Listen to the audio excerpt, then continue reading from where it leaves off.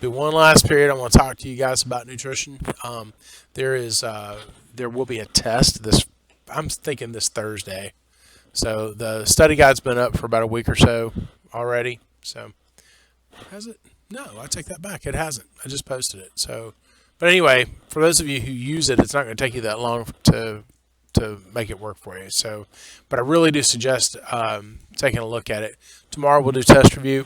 Tomorrow you guys will do test review, and then on Thursday we'll take the test. Also, too, who here is a PO3 was wanting to go up for PO2? PO3. Okay, so but you didn't get a chance to take the test though, did you? Huh? For PO2 to test for PO2? You didn't? Okay. All right, I'll make it so. Huh?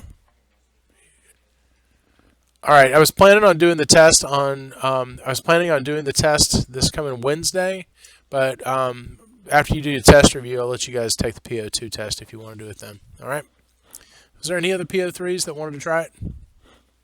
Huh? You want to try it too, Dakari? You can, but you don't need to do PE. So you don't need to do PE because you've already completed. I mean, this class fulfills that requirement. So you're welcome to come back if you want to. We'd love to have you. So just can't wear your earring and uniform. But okay, I got you. Okay. All right, we're going to talk about special diets and evaluating foods. We're not really going to estimate body fat content, but it is our terminal objective. Our enabling objectives are: we'll identify the risks of obesity, we'll explore tendencies that encourage fat accumulation, we'll define current and desired state for a healthy lifestyle, identify steps that can lead to a lean body fat content, and relate food intake and physical activity to weight control. Now, most people think of, when you guys think about weight control, you guys think about appearance. You think about, how do I look? Am I going to look all right in my swimsuit this summer down at the beach? Am I going to, will I be able to fit in my skinny jeans? Will I be able to fit in, are those even popular anymore? Skinny jeans? Yeah, they still are? Okay. That type of stuff. But the thing is that, truth be told, not everybody has a supermodel figure, or a supermodel physique. And that's okay, because God made us all different kinds of shapes and sizes and that type of thing too. But when we talk about having too much weight, one of the things that is a concern are the health detriment to carrying around too much weight. So and we are going to talk about some diseases that are weight related, which we've already talked about some, but I really can't stress it enough. All right, what are 2 to 3 ways that advertisers make unhealthy food more appealing to consumers? You can raise your hand. Think about something that's probably not very healthy for you that's advertised on TV. Yes. Huh? The way it looks. Okay. The way it looks. Anything else? Yes, ma'am. The cheap price. Okay. They normally don't advertise the prices on, but in some cases, yes. Uh-huh.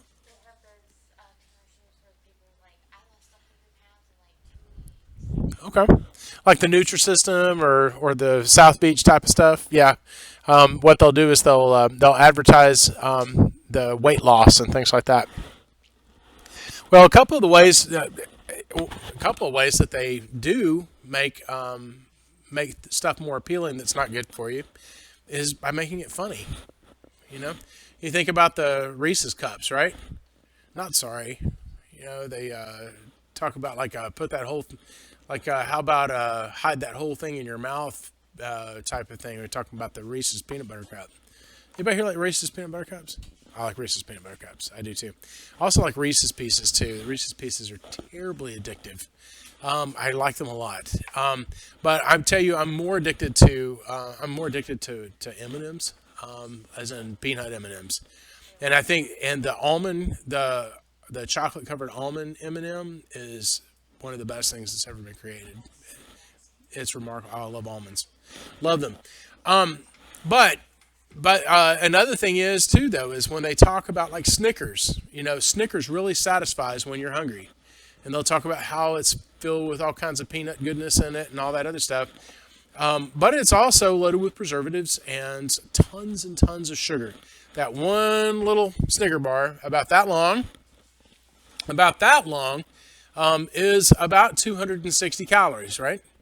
That's half a meal. For a lot of us, it's half a lunch.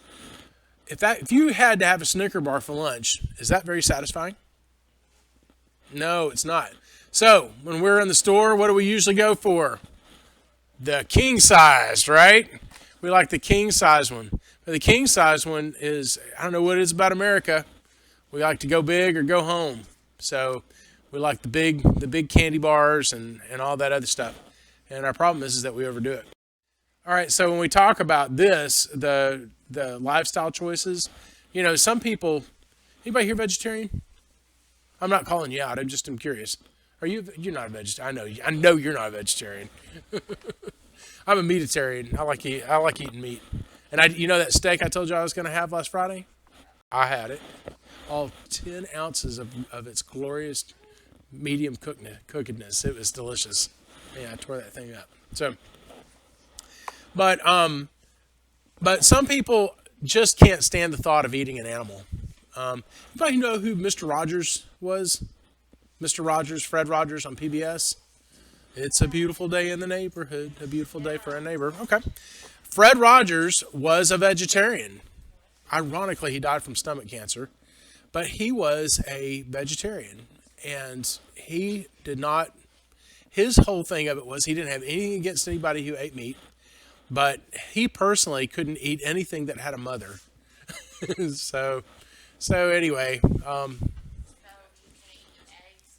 he did eat eggs. He could eat eggs and that kind of thing, but he wouldn't eat meat. So.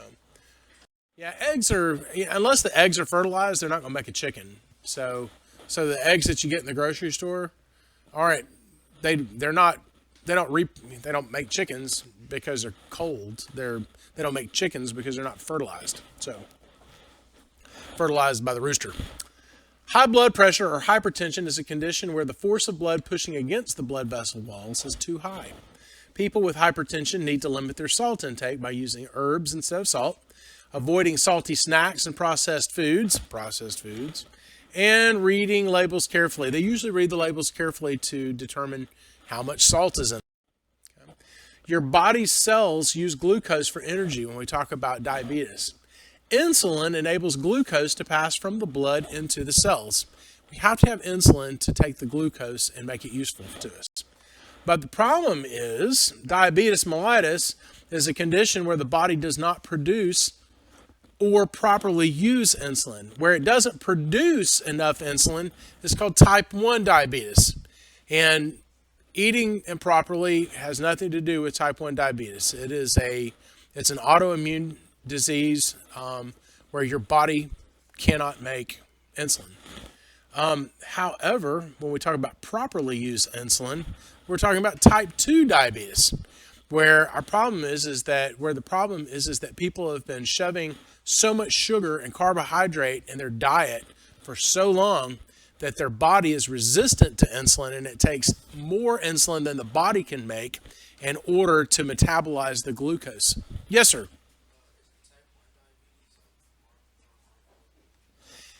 It is more deadly for sure. And in most cases, people died before they ever knew that they had it.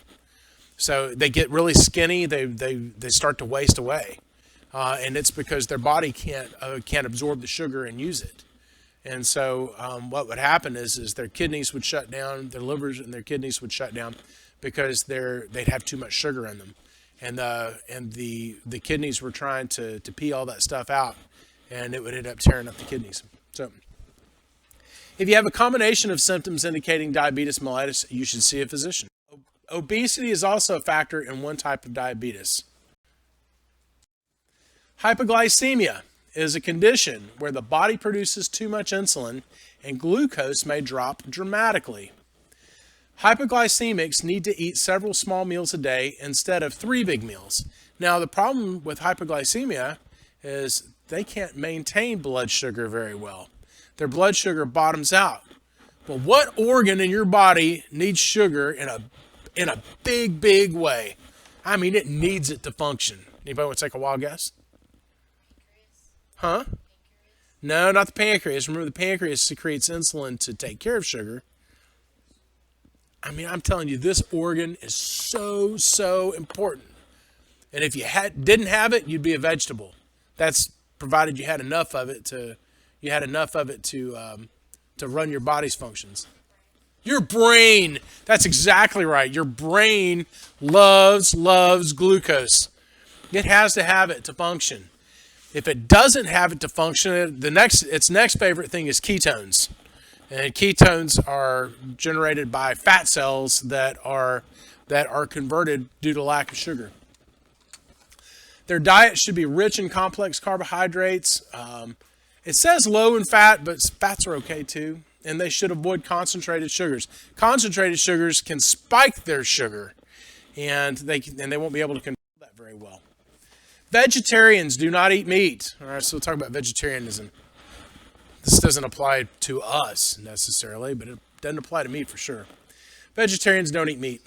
Some vegetarians, such as vegans, don't even eat foods that come from animal sources, such as eggs and milk, while others will eat eggs and dairy products. Okay.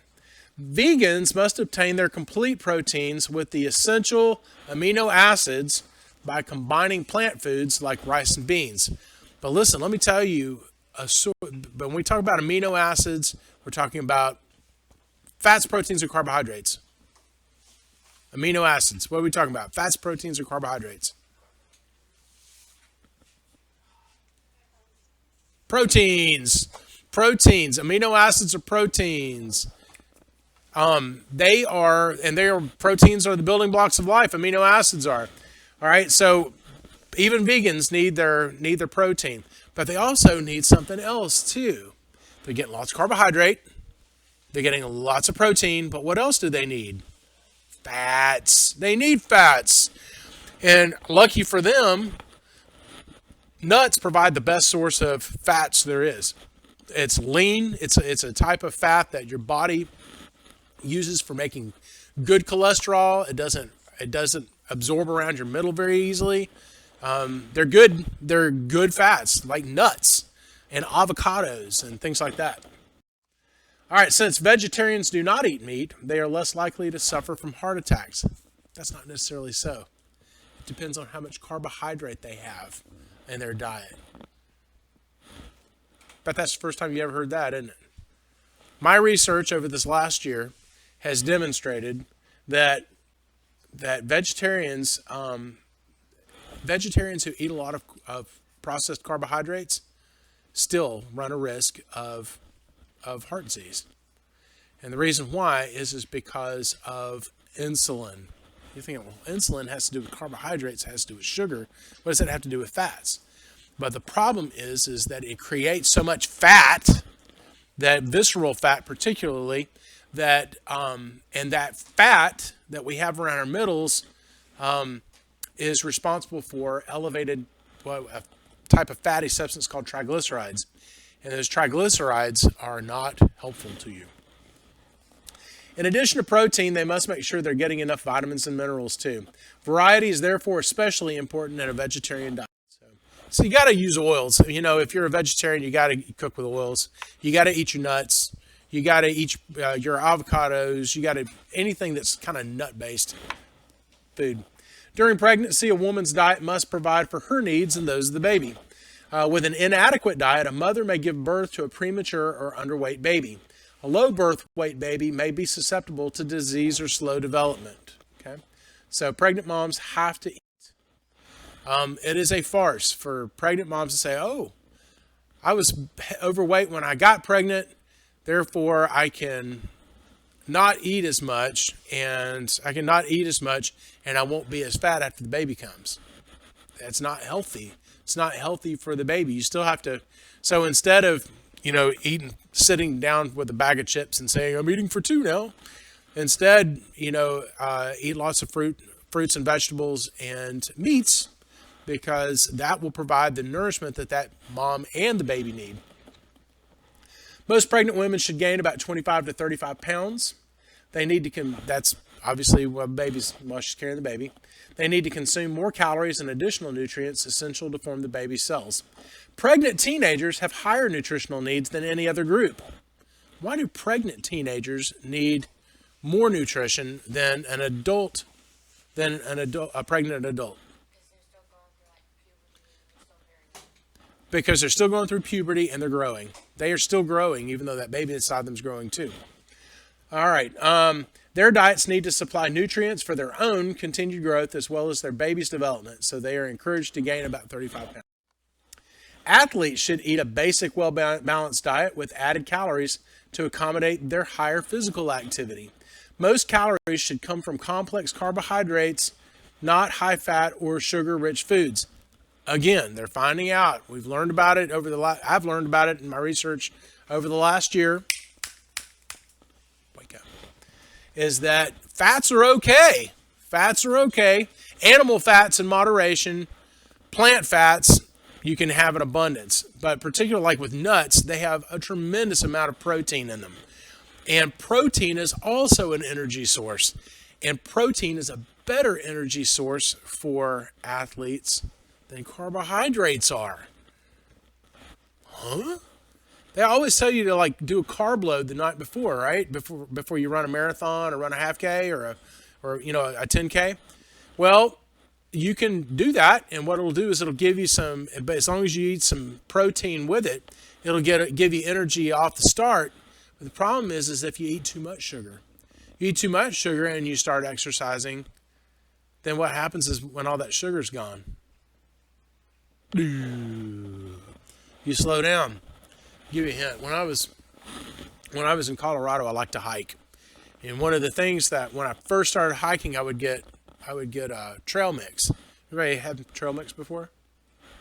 It's like nuts and coconut, and it has like some dried fruit, and it usually has like M&Ms in it, and something that has a simple sugar in it, and all that other stuff.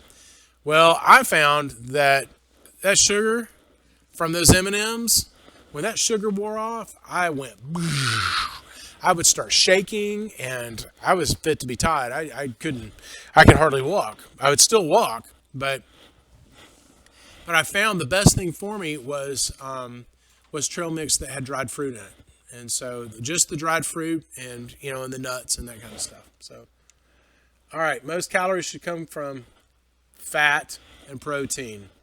Not necessarily sugar-rich foods, but complex carbohydrates are great for getting you started, but they can't sustain you very well. During competition, they should increase fluid intake to replace water loss and perspiration. Perspiration what's another name for perspiration? Perspiration. What's another word for perspiration? Wake up, people.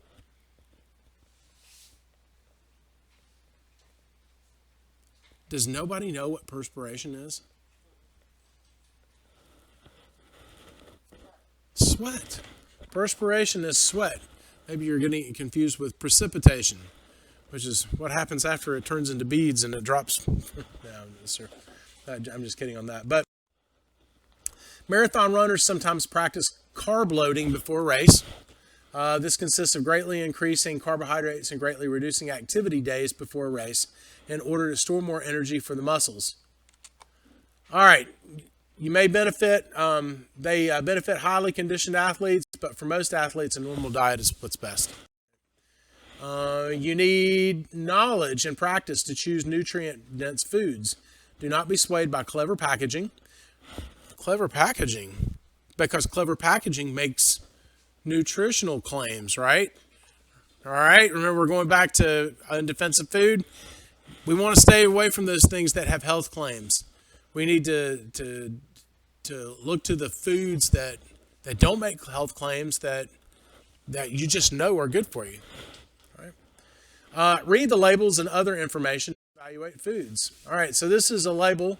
I'm not going to go too much into the label here, but you can see that it will show you things such as it'll have the weight of the food, the serving size, the calories.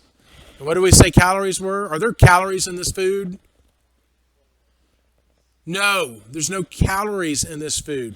Calories is a measurement of energy that it's going to take to metabolize and use up the fuel that's in that food. Okay? And then it'll have a few things too that you might need to know, like saturated fats, cholesterol, sodium. If you're a diabetic, you need to, or not diabetic, if you're hypertensive or you have high blood pressure, sodium would be one of those things. Carbohydrate. This is something that diabetics have to pay attention to. But hey, look, it says total carbohydrate, 10 grams. And then dietary fiber is 3 grams. And there are 5 grams of sugars. But did you know that when you're figuring up total carbohydrate, that you can subtract the dietary fiber from the total carbohydrate? You can do that. You can subtract the dietary fiber from the carbohydrate because the dietary fiber isn't digestible. It's not digestible. Now, the bacteria may munch on it and make butyrate, but that's totally different. The fiber itself doesn't do anything.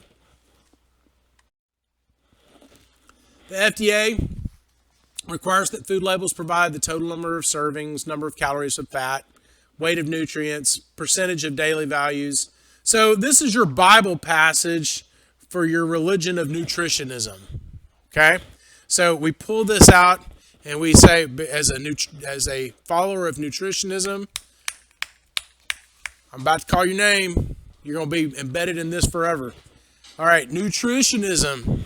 All right, this right here is the truth claim. This is the nutrition or the health claim.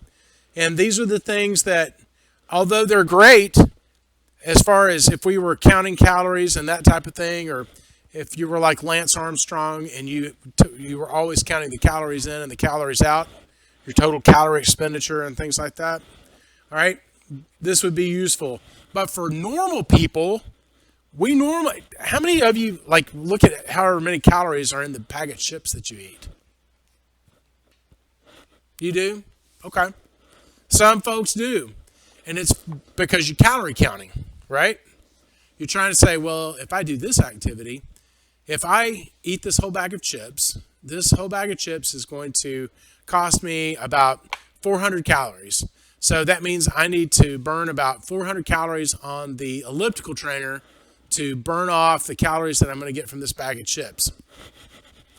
Hey folks, it doesn't work that way. It doesn't work that way because the calories are not a substance, okay?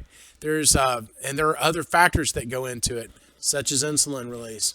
And then also, too, the amount of glucose that you got going through your veins already. All right, additives. Food additives are chemicals that prevent spoiling. They control and improve color and texture. They replace or add nutrients, or they improve flavor. Anybody hear of monosodium glutamate? What do we know monosodium glutamate is?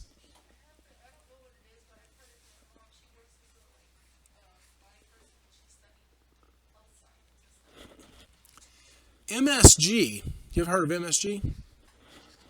MSG is monosodium glutamate. And in diabetics, this can be very dangerous. This can be a very dangerous additive because MSG turns food into gold. You ever wonder why that Chick-fil-A sandwich tastes so freaking good? Or that Zaxby's sandwich or the Zaxby's fingers? It's because of MSG. It's the pixie dust. It's the pixie dust for your fast food. When nutrients are added to food to replace those lost in processing, it's called enriching. So you remember when we were talking about in defense of food, he's talking about how they stripped away the wheat germ and all of the good stuff from the wheat, and so that they could make Wonder Bread or white bread. And then they had to invent Wonder Bread because they had to add vitamins back into it. And then, remember, they used technology to fix what technology ruined. When vitamins, minerals, or proteins are added to food that does not normally contain them, it is called fortification or fortified. Manufacturers may use additives to improve texture or taste. A leavening agent makes baked goods rise, yeast, or like baking soda. Okay, an emulsifier keeps fats from separating from other ingredients. So it's like your salad dressing. It's got some fat, and it's absorbed, and it's in a bottle with some water-based stuff. So you hold it up, and you see how they're separated. Well, an emulsifier will delay those two things from separating. Why shoppers check the nutrient content, price, and freshness of foods unless you're shopping on the border of the grocery store, all right? Where the dairy and the meats and the veggies are, that's the good stuff. You can read packaged food labels. Okay, you can determine how much carbohydrates and stuff. But generally, if it's got one of these, it's making truth claims.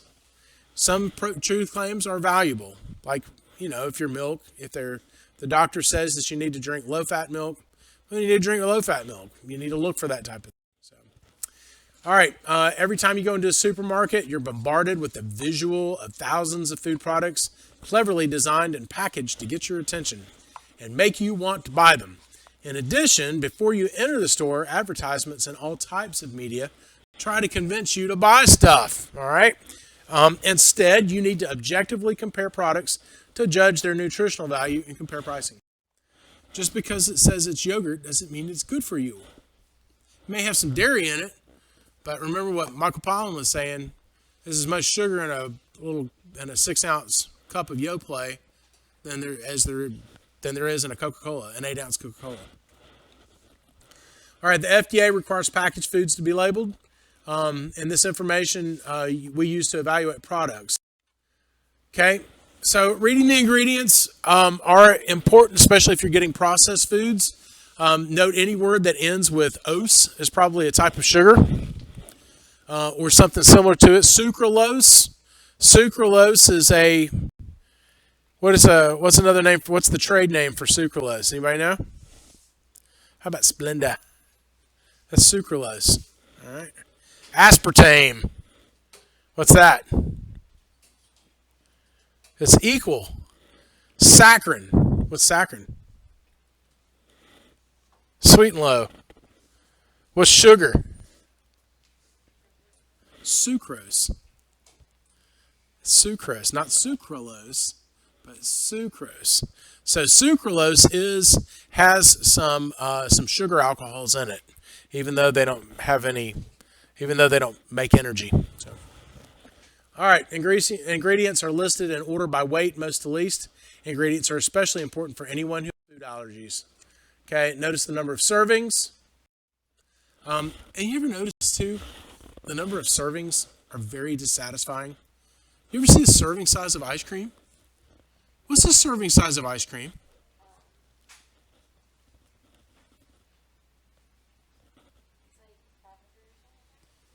How about half a cup?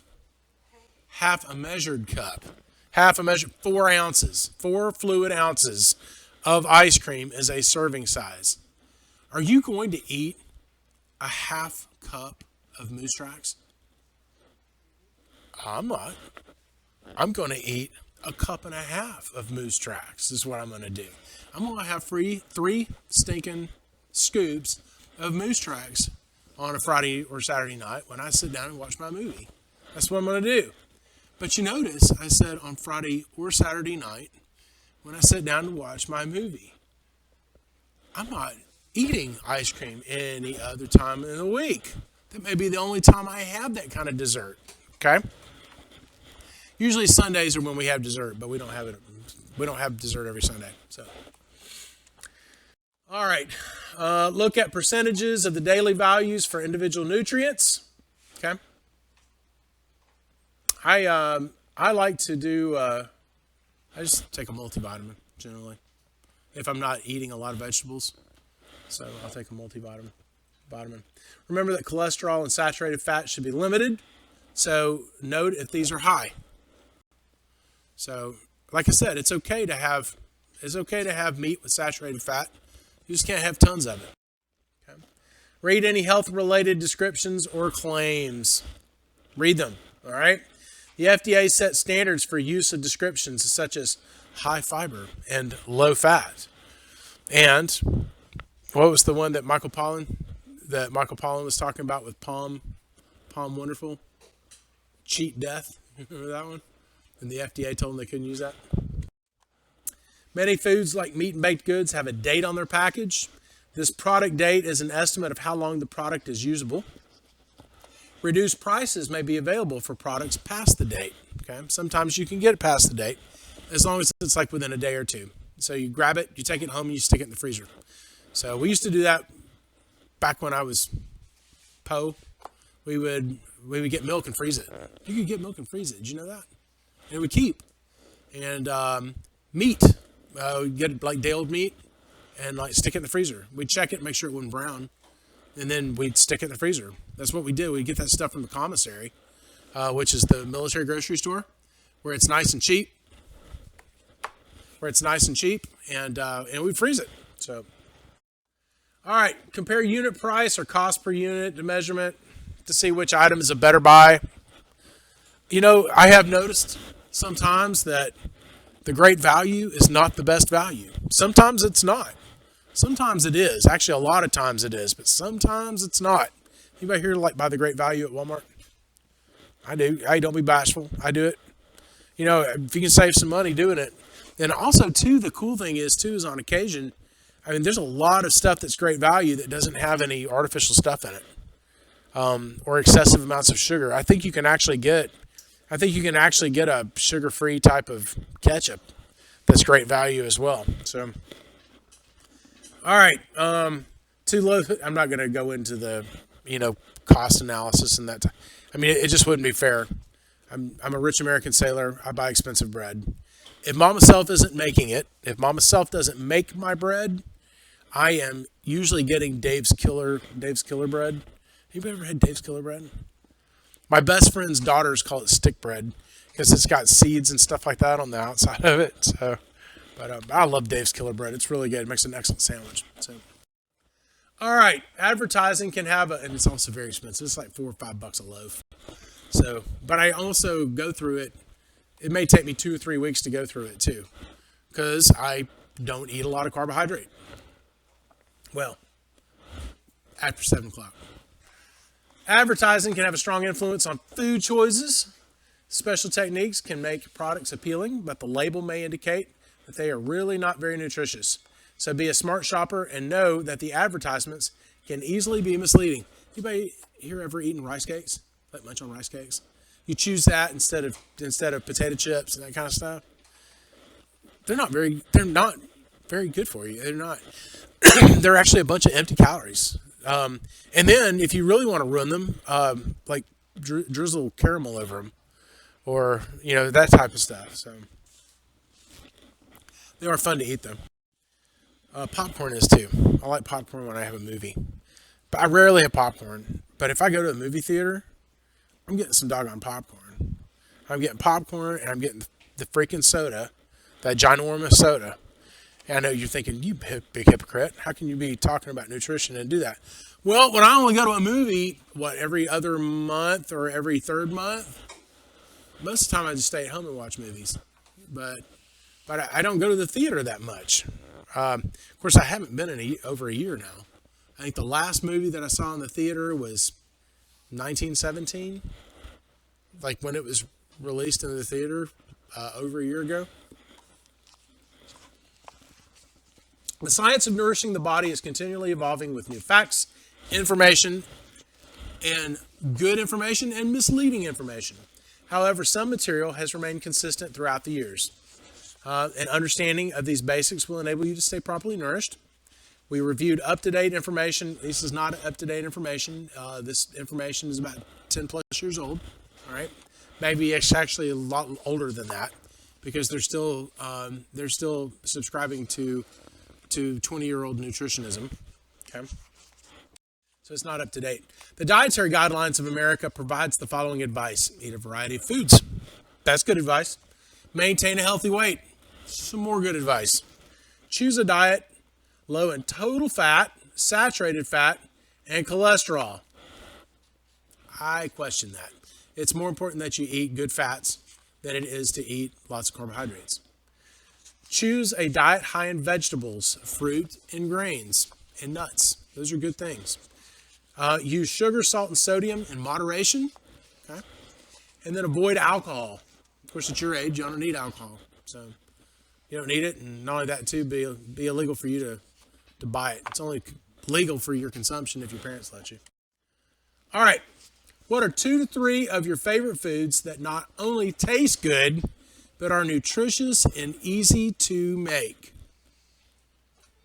Do you know? Do you have a healthy food that you like the taste of? Yes, Jordan. Fruit salad? Okay. As long as you don't add the marshmallows to it, right?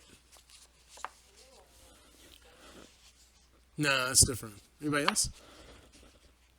Yes, Roger. Carrots? You like carrots? Okay, good.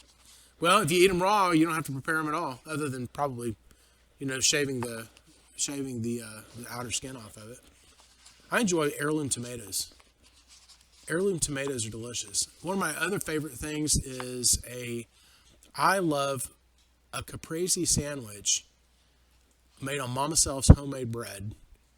And caprese sandwich is it is Mama's homemade bread and high moisture mozzarella cheese. Like the mozzarella balls that you can get over in the specialty cheese section at the store. I'll put some slices of that on there.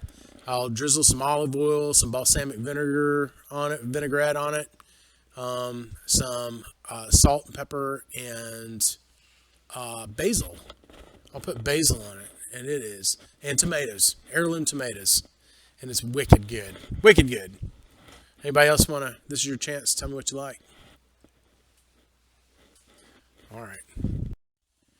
And you guys don't have any questions?